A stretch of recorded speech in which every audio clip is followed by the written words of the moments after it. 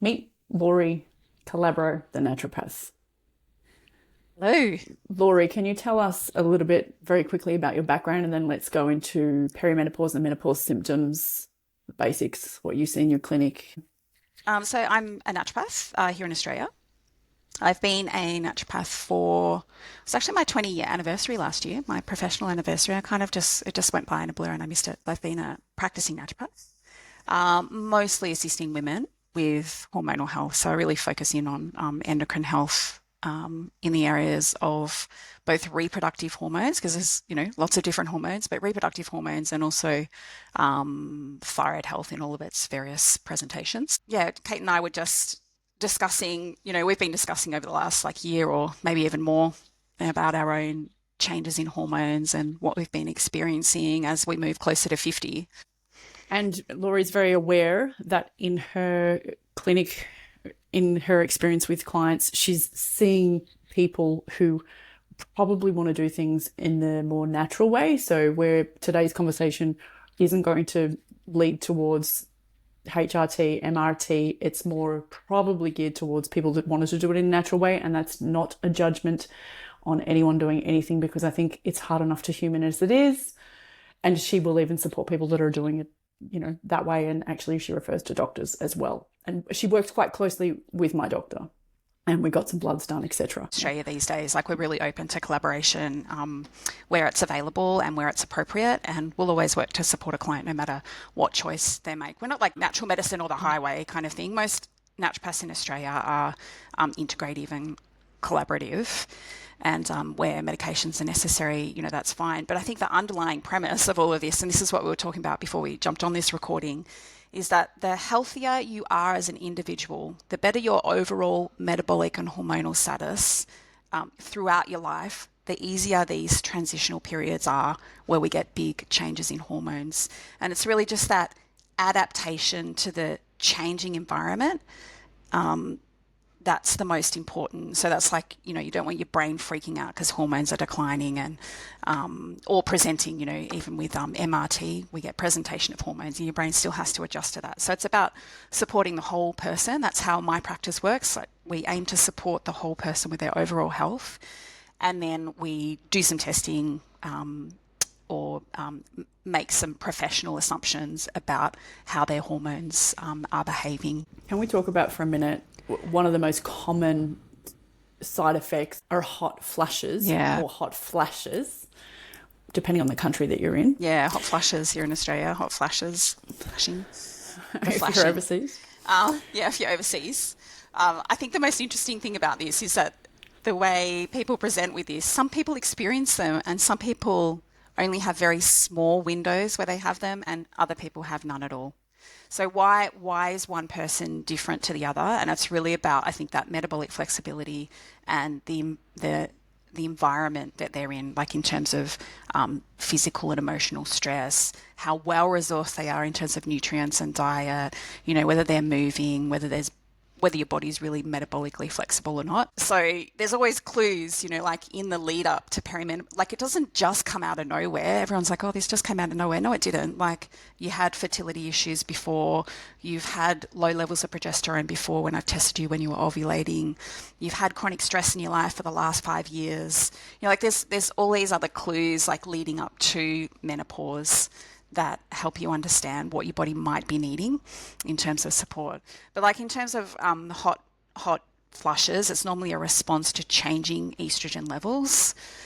So as we ovulate less regularly, or even as we get sort of what I would consider to be a less strong ovulation response, the estrogen levels will slowly decline, particularly E2, estradiol, which is normally one your GP is testing in the serum. And then your brain changes a little bit. So your hypothalamus that controls your temperature regulation, the window of sensitivity becomes a bit more narrower, and then you can have like a cooling response. So your brain thinks you're really hot when you're not.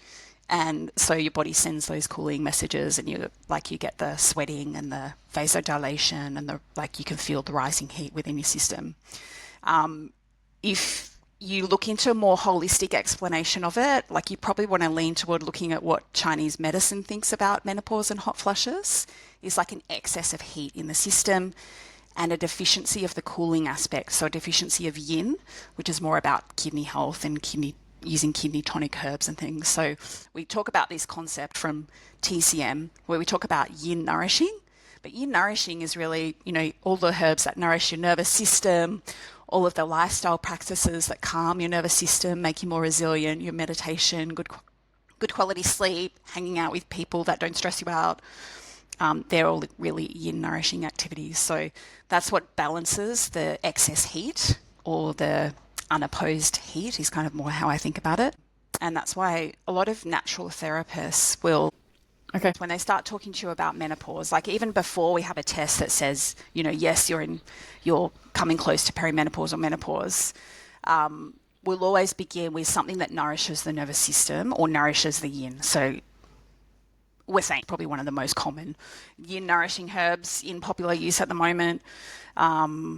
Things like ziziphus, which is common remedy for hot flushes. It nourishes yin, supports your nervous system. It's quite calming, relaxing for good quality sleep.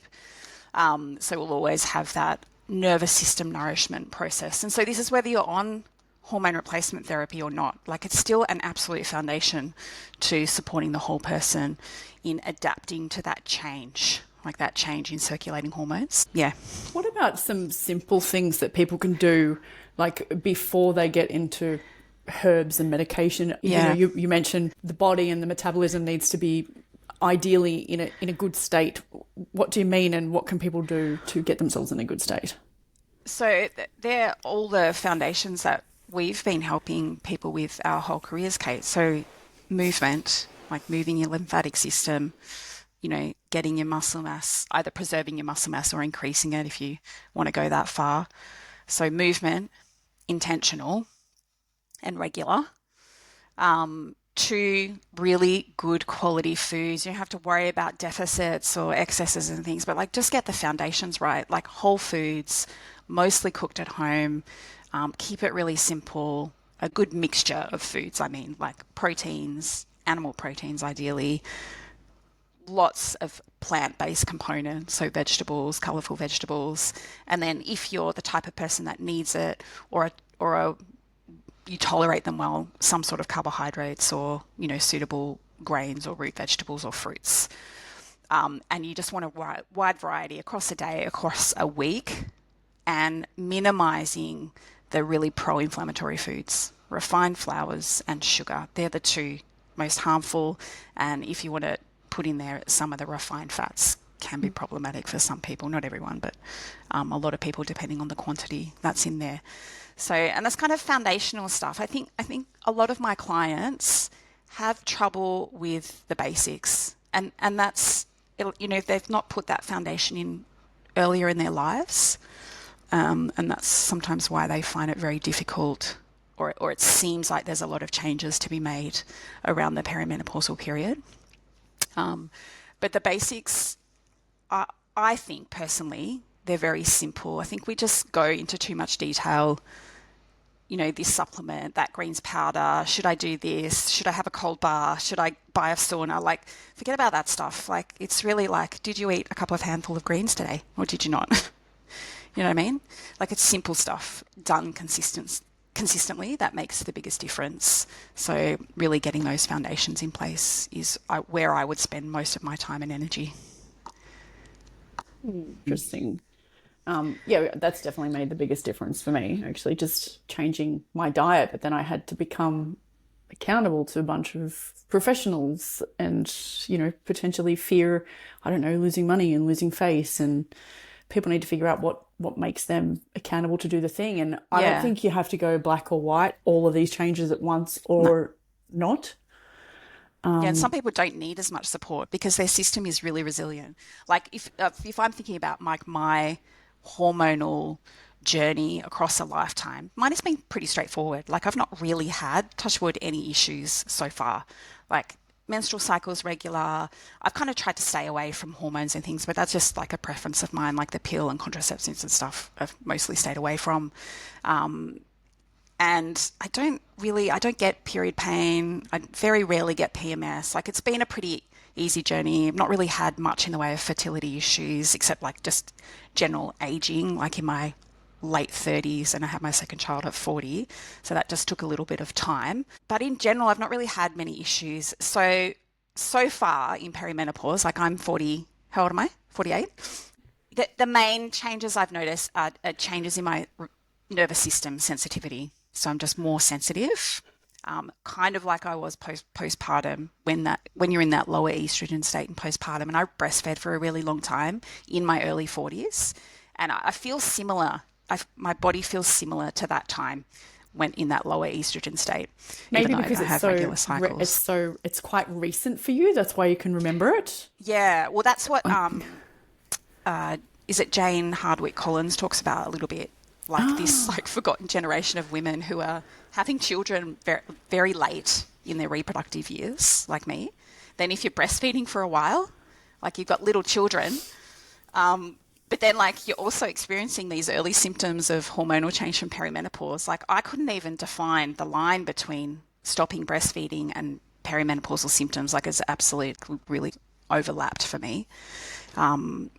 So yeah, there's all of those complications as well. If you were a normal person and not a practitioner with your mind understanding what's going on from a technical perspective, what would you have felt if you were just a normal layperson? Because I don't remember what it felt like to stop breastfeeding.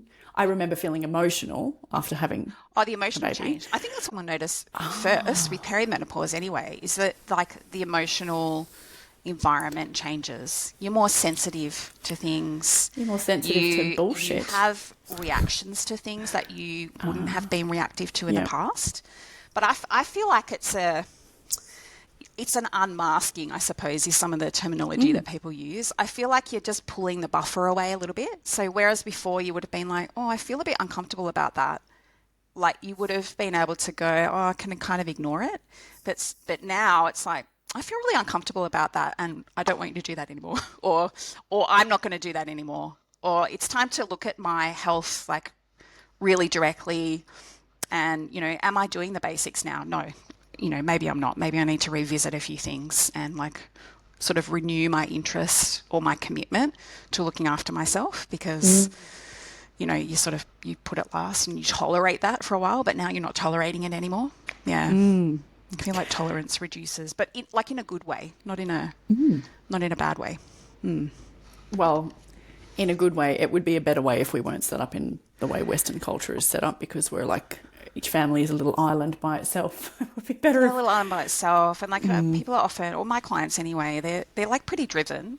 I kind of admire my clients. They're like so they're really pushing themselves at work. Like they're at a time in their lives when they're at the peak of their career anyway. A lot of them are in leadership management positions, like, or they're running businesses and like, you know, things are really gaining ground and they're having to commit a lot of time and energy to those endeavors. But then maybe they've also got a family, maybe they've got aging parents. Like they're supporting a lot of people in their community, in their family. And just their needs are just dropping lower. And women struggle to find 30 minutes a couple of times a week or 3 times a week to exercise, you know, just time for themselves. So I think we're just a little bit overcommitted perhaps, but sometimes you can't do anything about that, or you don't want to do anything about that. So it's, you know, that's where the support comes in, whether that's, you know, professional, a counsellor, meditation, herbal medicine. That's where all of those supports come in to help you be more resilient. If the environment can't change a lot, then herbal medicine can help smooth it over. Okay, let me ask this. For somebody listening that may have fluctuations in emotions and hot flushes or whatever symptoms they're noticing, and they are, you know, already ticking the boxes with most things, and they've tried the yin yoga. That's what comes to mind when you talk about traditional Chinese medicine, yin. What are some extra things that they could look at potentially without needing a prescription from a naturopath? Or, I mean, I know so many things are available across the counter today. Is there anything that they can just get, like the whatever you said before? My personal favourite, and like from a nutritional perspective, the absolute first thing I would go for would be just magnesium and probably taurine combo. One, because you can find them everywhere. It's one of the most common deficiencies, and it's, you know, the most needed to help regulate the nervous system, and it can improve sleep quality. So you've got classical magnesium deficiency symptoms. So if you've got cramping in your calves or your feet or anywhere really, if you've got a twitching eye, sometimes you just get that uncontrollable twitching eye. They're magnesium deficiency symptoms. If you're chronically like irritated, stressed out, overwhelmed, and you're not sleeping well, potentially you have a magnesium deficiency, or some therapeutic level of magnesium would help you. And then we've also got taurine, which is an amino acid. It does come through food. So if you're eating a fairly moderate to high protein diet, you'll be getting some there. But taurine is really great at modulating the GABA receptor. So GABA helps us feel nice and calm and regulated. And taurine's a good buffer there. It's also a good liver tonic, helps with detox. So yeah, magnesium taurine combo is really well researched and very accessible.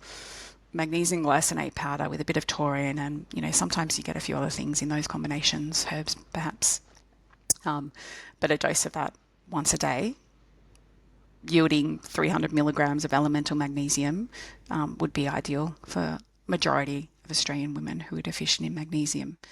A lot of my clients come to me already on magnesium, so they'll self-prescribe it. It's really common self-prescription. I was going to ask what type, but you already said magnesium glycinate. Yeah, ideally magnesium glycinate. It's just very well researched. Most people need the little bit of, like, it's bound to glycine. Most people need the glycine anyway. It's a good general detoxifier. Like, our environment's pretty toxic these days. Whether you're trying to avoid it or not, there's some level of toxicity coming in from your environment, and the glycine assists with that detoxification. It's just a small amount. Yeah, so that type of combo is good. You can find them in powders over the counter. Go for a powder because it's easier to dose. The magnesium glycinate's a fairly large compound, so you'll be able to get to the proper therapeutic dose if you're using a powder rather than capsules. You'll just have to dose multiple capsules. It's just kind of annoying, so just use a powder. The nervous system sensitivity. The other things are all of the things that we're advised to do all the time. Meditation. Prioritizing your needs as well. And even for some people, like identifying what they are, like what do I actually need to feel safe and secure in my environment and relaxed. I know for some mums that you speak to or that I've spoken to recently, it's just shower time by myself. Yeah. Actually, it's so funny. That's one of the things I started doing for myself like a year ago. I was like, you know what? Since I've had kids, like I've been really irregular with the timing of a shower. Like, it'd be great to just like have a shower, make sure it happens every day, and not be in a rush all the time. So that's the thing that I love to do. Just make sure I have a shower. Like, it can be super simple like that. So yeah, ensuring you get what you need, and like connecting with yourself so that you're not like constantly switching off from your own needs. I think we get really good at that. Like as parents, I know I do. I can put off my own need for quite a long time before it becomes critical to do it. So yeah, like identifying what those needs are, what's going to help you the most. Some people hate meditation. They prefer to go and, smash out some sprints on a bike or something. Like, whatever works for you, go and do it. And then the adaptogens. I think herbal medicine wise, we can be pretty confident with most people giving simple adaptogens like withania, for example, or its other name is ashwagandha, and things like rhodiola. I think the thing with adaptogens and herbal medicine is it's worthwhile buying good quality herbs. So if you're not sure what is a good quality herbal extract and what is not, see a herbalist, because they're only going to prescribe you something that has enough of an active ingredient or is processed in a certain way to be therapeutically valuable. I think biggest mistake people make are buying really cheap products that they're not the best quality herb you can buy. They're like the lowest grade. They're the stuff that the herbalists don't want. The herbal manufacturing companies that produce professional grade products, they leave that stuff. They don't want it because it doesn't have a lot of active in it, or, that season's batch wasn't quite right. So that's the stuff that's cheap and available to most of the over-counter products. If you're getting a good quality professional product, like here in Australia, MediHerb, worldwide, MediHerb is probably considered to be one of the premium herbal medicine brands. They manufacture for professionals, and so you can, be guaranteed like a good quality extract. So, get the better quality product. It is worth spending the extra money on a good quality extract. and dose it to the right level. Like there's no point taking 100 milligrams of withania. It's not enough. So you want to get within the therapeutic window, and most good quality brands will give the right dosage on the label. But some, in order to make their products seem more cost effective than a competitor, they'll put a dose on there that's a lot lower. So yeah, good quality herbals can go a long way. So if you would like to speak to Lawrey, click one of the links that's near this recording. Thank you so much for joining us today. And again, if you've got any questions, just post them below and we'll answer them in the next series of this.